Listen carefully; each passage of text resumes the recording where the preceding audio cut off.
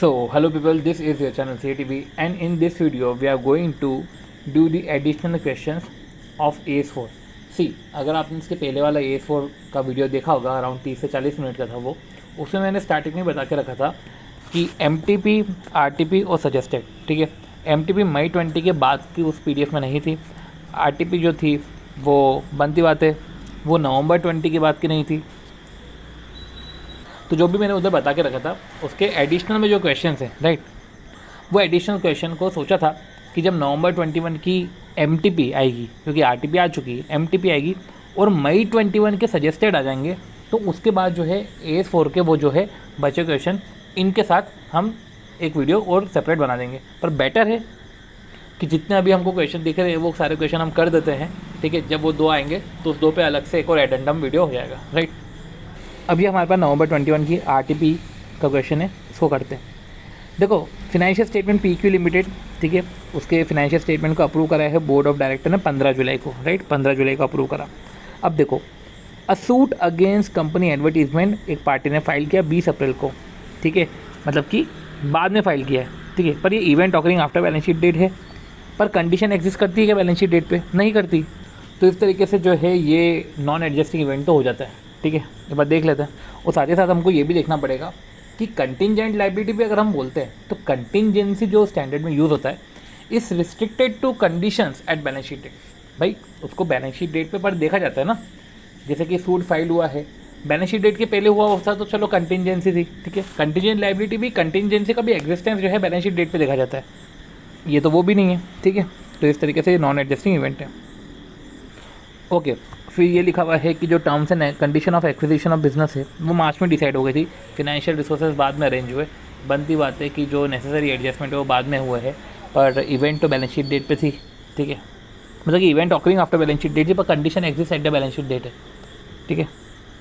फिर आती बात की जो कैश का थेफ्ट हुआ था, कैश ही नहीं कहते 31 मार्च को, मतलब अगर देखा जाए तो ये कंडीशन तो एग्जिस्ट कर रही थी बैलेंस शीट डेट पे, पर डिटेक्ट कब हुआ? 16 जुलाई को। तो जो इवेंट है डिटेक्शन, ठीक है, वो आफ्टर बैलेंस शीट डेट है, पर प्रायर जो नहीं है, prior to finalization of account, क्योंकि जो डेट है वो 15 जुलाई है, तो इसलिए ये तो event occurring after balance sheet date भी नहीं है, क्योंकि इवेंट तो बात की इवेंट है, ठीक है। तो कोई ट्रीटमेंट ही नहीं होगा इसका। फिर आती बात की कंपनी ने एक प्रपोजल एग्रीमेंट नहीं है, प्रपोजल है कि मैं सेल कर रहा हूँ मार्च 21 में। बुक वैल्यू जो है चलो ठीक है 30 लाख थी, पर डीड तो रजिस्टर हुई है। अब डीड रजिस्टर हुआ ठीक है, पर पहले तो प्रपोजल था ना, तो कंडीशन तो एग्जिस्ट ही नहीं कर रही। भले event occurring after balance sheet date है, पर कंडीशन एग्जिस्ट नहीं कर रही थी बैलेंस शीट डेट पे, तो ये नॉन एडजस्टिंग इवेंट है। फिर भी अगर आपको जो है डिस्क्लोज करना है तो उसको डिस्क्लोज करो, पर एडजस्ट तो नहीं होगा ये, ठीक है। एडजस्टमेंट ऑन इन असेट वसेट ये सब नहीं होगा। फिर वही है कि फायर ऑकर हुआ था, ठीक है, अब ये फायर बाद में ऑकर हुआ है, ठीक है, तो कंडीशन तो एग्जिस्ट ही नहीं करती बैलेंस शीट डेट पे, ठीक है। तो एडजस्टिंग इवेंट नहीं है, नॉन एडजस्टिंग इवेंट है। तो ऐसे केस में जो है बनती बात है कि जो मटेरियल है आप उसको डिस्क्लोज़ कर दो। फिर वो ये कि डिस्क्लोज़ कर दो अगर आपको लग रहा है कि डिस्क्लोजर से बेटर डिसीजंस रहेंगे, जो हमने पढ़ा था, ठीक है। डिस्क्लोजर से बेटर अंडरस्टैंडिंग होगी, और अगर डिस्क्लोज नहीं करा तो इससे डिसीजन पे इम्पैक्ट होगा। तो इस तरीके से हमने नवंबर 21 की जो है पर्टिकुलर RTP ओवर कर दी है। ये हमने नवंबर 21 की RTP देखी। अब हम जो है मई 21 की भी RTP देख लेते हैं, राइट, क्योंकि मई 21 की MTP में कोई क्वेश्चन नहीं था, हम RTP एक बार देख लेते हैं। चलो मई 21 की RTP, फिर हम जो है जनवरी 21 का सजेस्टेड देखेंगे। क्या बोल रहे हैं कि प्राइवेट लिमिटेड जो है वो फॉलो कर रही है IGAP, ठीक है, एज फाइनेंशियल रिपोर्टिंग फ्रेमवर्क। और ठीक है, वो फाइनेंशियल रिपोर्टिंग फ्रेमवर्क की अगर अपन बात करें तो वो IGAP फॉलो कर रही है, ठीक है। एंड जो है it is following POCM method. अब ग्रेचुइटी लायबिलिटी कैलकुलेट करनी पड़ती होगी ना, क्योंकि कैलकुलेशन करना है ग्रेचुइटी कितना हमको पे करना है, तो POCM मेथड यूज़ करें। तो it has funded gratuity plan and as per actual valuation के हिसाब से तो 31 मार्च 20 को नेट लायबिलिटी आ रही है 70 लाख की, और एक्चुअली ने बाइफर्केट करा है 31 मार्च 20 को कि देखो तुम्हारी करंट लायबिलिटी 30 लाख है, उसको पे कर देना, रिमेनिंग तुम्हारी नॉन करंट लायबिलिटी है। पर कंपनी ने जो है रेमिट कर दी लायबिलिटी 70 लाख पूरी की पूरी 30 जून को। अब एक्चुअल बोल रहा था कि यार अब 70 लाख तुमने 30 जून को पे कर दिया, मैं इधर बोल रहा हूँ कि जो है 30 लाख करंट है, जो है रिमेनिंग नॉन करंट है। अब पॉइंट ये आ जाता है कि अगर तुमने इस लाइबिलिटी का पेमेंट 30 जून को कर दिया है, ठीक है, तो अब देखो क्या लिखा हुआ है कि वेदर जो है non current gratuity liability 40 lakh जो हमने पे कर दिया, ठीक है, 12 महीने के अंदर ही पे कर दिया, ठीक है, तो क्या इसको करंट लाइबिलिटी माने? तो shall be disclose as non current और to be disclose as current in the financial statement.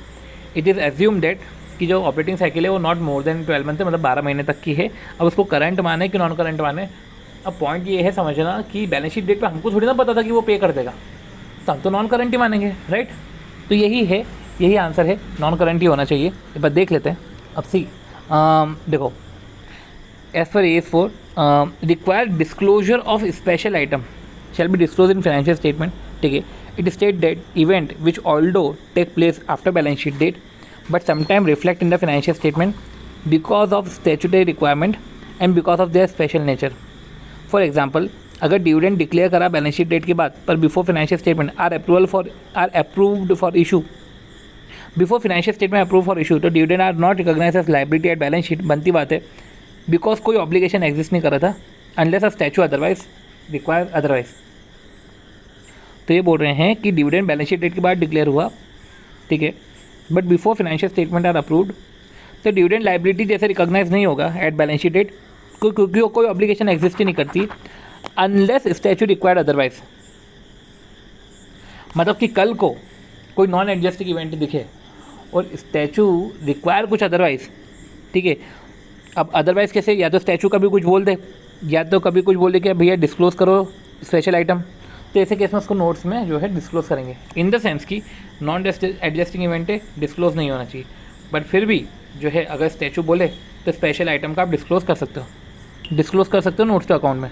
देखो ऐसा आप नहीं भी लिखते तो चलता, आप AS4 का नॉर्मल समझ लेते कि एडजस्टिंग इवेंट क्या होते हैं और नॉन एडजस्टिंग इवेंट क्या होते हैं। इनफैक्ट आप एडजस्टिंग इवेंट के बारे में बात कर लेते, फिर आप बोलते कि यार अगर आपको क्लासीफाई करना है करंट और नॉन करंट, तो आपको ये देखना पड़ेगा कि कंडीशन क्या एग्जिस्ट कर रही थी बैलेंस शीट डेट पे, ठीक है, और बैलेंस शीट डेट पे ग्रेचुइटी लाइबिलिटी एक्सपेक्टेड था कि वो पे करेंगे 12 महीने के बाद, ठीक है, पर तो फिर जो है आप करंट और नॉन करंट है वो भी कंडीशन जो है करंट और नॉन करंट की बैलेंस शीट डेट पे देखो, बैलेंस शीट डेट पे नॉन करंट ही लग रहा था, नॉन करंट ही बुक करेंगे।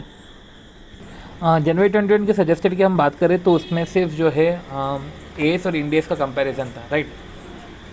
ओके, तो अब देखते हैं हम AS4 और इंड AS 10 के बीच में डिफरेंस।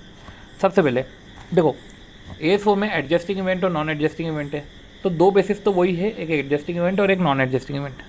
तो देखो बेसिस ऑफ डिफरेंस में सबसे पहले एडजस्टिंग और नॉन एडजस्टिंग। पहले मैं बताऊंगा कि नॉन एडजस्टिंग इवेंट, अब देखो उसमें अगर वो मटेरियल है तो बोला जाता है कि आप रिपोर्ट ऑफ अप्रूविंग अथॉरिटी में बता दो, ठीक है, ये होता है, पर फिनेंशियल स्टेटमेंट में डिस्क्लोज नहीं होंगे। उसमें भी पर एक क्वेश्चन हमने देखा था जहाँ पे अगर वो स्पेशल नेचर का है, ठीक है, अगर स्टैच्यू बोलता है तो आप नोट्स में बता दो, तो यूजुअली आप डिस्क्लोज करो रिपोर्ट ऑफ अप्रूविंग अथॉरिटी या बोर्ड रिपोर्ट में। बैलेंस शीट में तो बिल्कुल ये नहीं जाएगा, पर अगर स्पेशल नेचर है या लॉ बोले तो आप नोट्स में बताओ।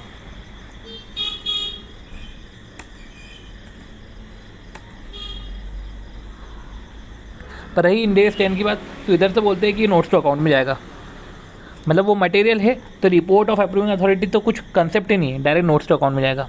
ये बोला नॉन एडजस्टिंग का। अब बात आती है एडजस्टिंग इवेंट की। Adjusting event in the sense कि अगर नॉन एडजस्टिंग इवेंट है और अगर वो गोइंग कंसर्न को अफेक्ट कर रहा है, ठीक है, नॉन एडजस्टिंग इवेंट है और वो गोइंग कंसर्न को अफेक्ट कर रहा है, एक तो हो गया मटेरियल और एक कर रहा है गोइंग कंसर्न को अफेक्ट, तो इसमें ऐसा बोल के रखा है कि ये तो फिर AS4 के हिसाब से तो एडजस्टिंग इवेंट ही हो जाएगा, ठीक है।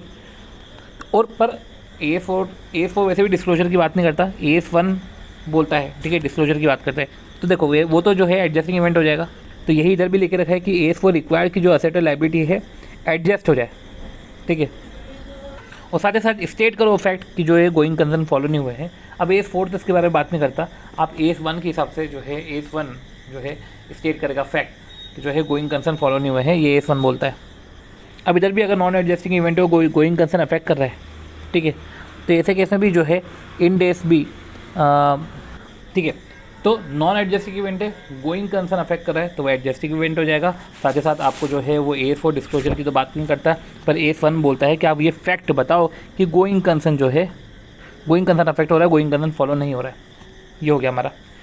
अब पॉइंट आता है कि इंड एस में क्या बोलते हैं कि अगर नॉन एडजस्टिंग इवेंट है और वो गोइंग कंसर्न बोल रहा है, गोइंग कंसर्न अफेक्ट कर रहा है, तो वो एडजस्टिंग इवेंट तो नहीं है, पर हाँ फंडामेंटल चेंज तो हुआ है बेसिस ऑफ अकाउंटिंग का, क्योंकि अकाउंटिंग का बेसिस पहले गोइंग कंसर्न था, अब गोइंग कंसर्न ही अफेक्ट हो रहा है, तो जो है fundamental change in basis of accounting, तो वो लिक्विडेशन, ठीक है, गोइंग कंसर्न टू लिक्विडेशन हो गया।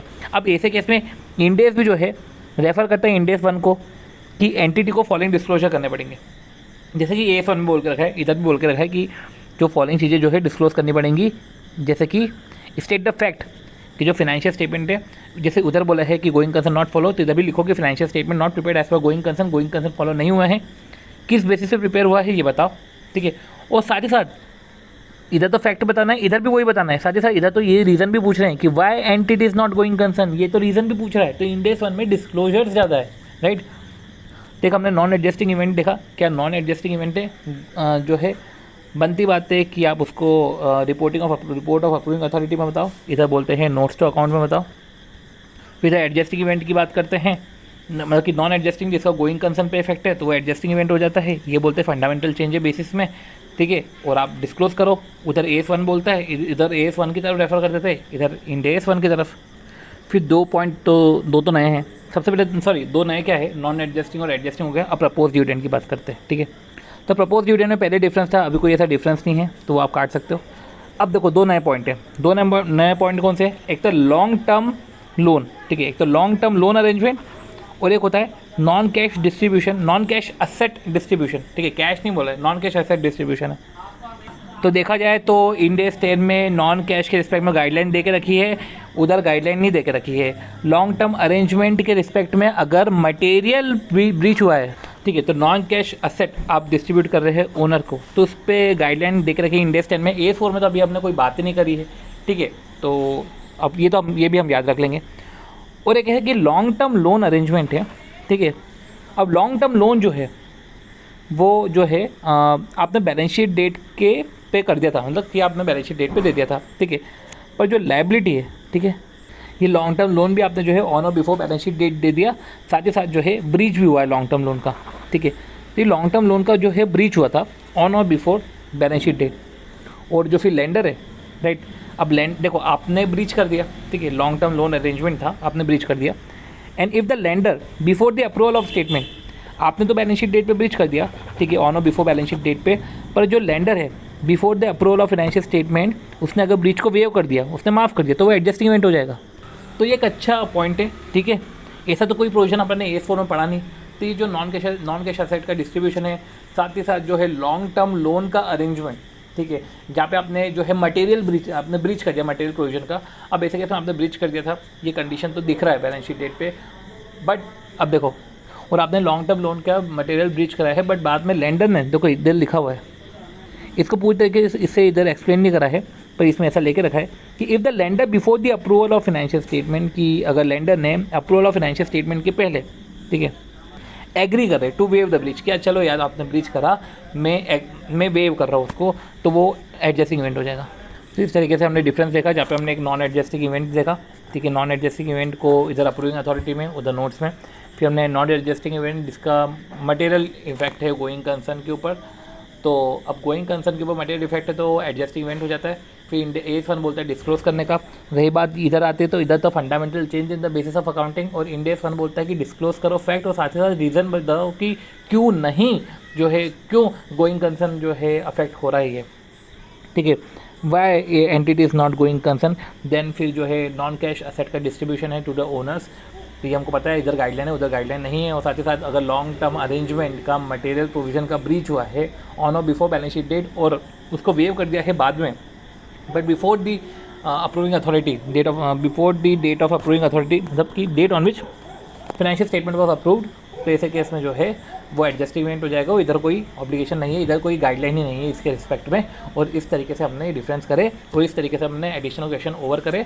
अब ठीक है, अब हमको जो है नवंबर 21 की MTP और मई 21 की RTP बची रहेगी। मई 21 का सजेस्टेड बचा हुआ रहेगा, तो वो हम जब आएगा तब हम उसको देख लेंगे। ओके, मिलते हैं नेक्स्ट वीडियो में।